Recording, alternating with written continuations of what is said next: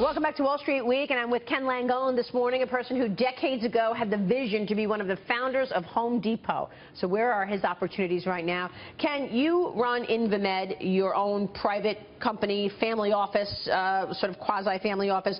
Tell us where you're invested in InvaMed. Where do you see growth in the economy right now? Let me give you something generally first. I wish I was 21 again. I think the opportunities in America in the next 25 years, no matter how hard our politicians try to screw it up, the opportunities are phenomenal. So where am I investing?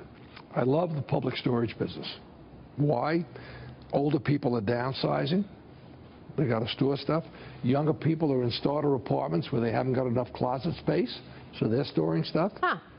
It's a mom and pop business. Sort of a practical business. Sounds boring, but it's actually I love boring businesses. I love boring businesses. Okay. 83% of them are independently owned, so there's a great opportunity. I love low-income housing because there's a great need there, and I think you can do it in a way that's good for the tenant and it's very good for the investor. Medical devices, we're very excited about. That's also a trend on sort of wellness and living longer. You're getting new knees and a hip replacement, et cetera. Well, like for example, I'll give you a for instance. I'm investing in a company called OrthoSensor.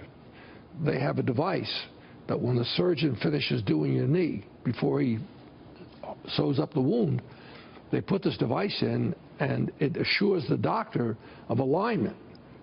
You'd be amazed the number of knee replacements that have to be redone. Wow. Because of now, who pays for that?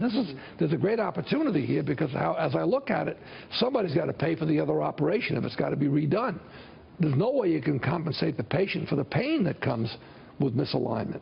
Yep. So there's a real opportunity, and more people are getting new knees, new hips, new shoulders. Thank God. I haven't had any yet, but I'm not. You haven't had anything. That's great. Yeah, I got a peasant's body. Well, you were always active.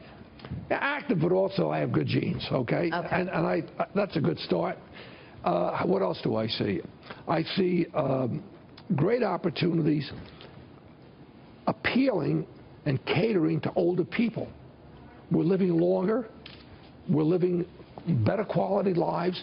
So anything that relates to helping older people enjoy their last years or their later years, there's a great opportunity there. You know, we slam healthcare, but guess what? The drug industry, there's got to be a direct correlation between the extension of life.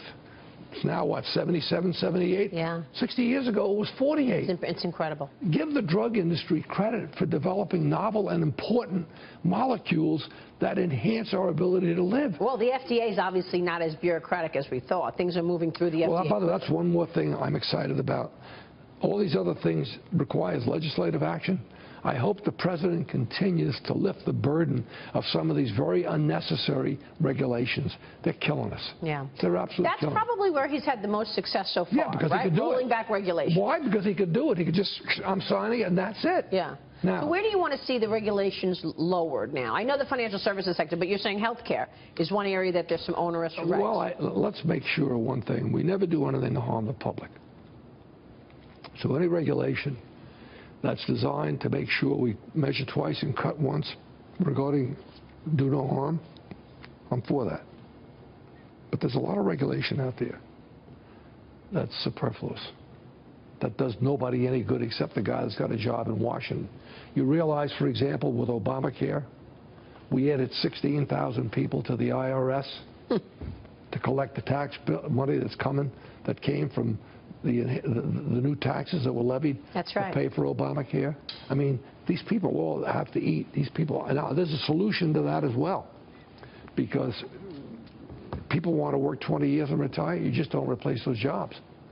I got to believe when you got hundreds of thousands, probably millions of people working for the government, there's an opportunity just to let the clock take care of the problem. Right. Well, I mean, there's an immigration issue that people say that's taking people's jobs, but there's also technology. That's not. I mean, robotics is really the issue. Look, the problem is our children are not getting the educations they need to be competitive in a high-tech world. I don't care. I don't want to blame anybody, but we are doing a horrible job in public education in America today.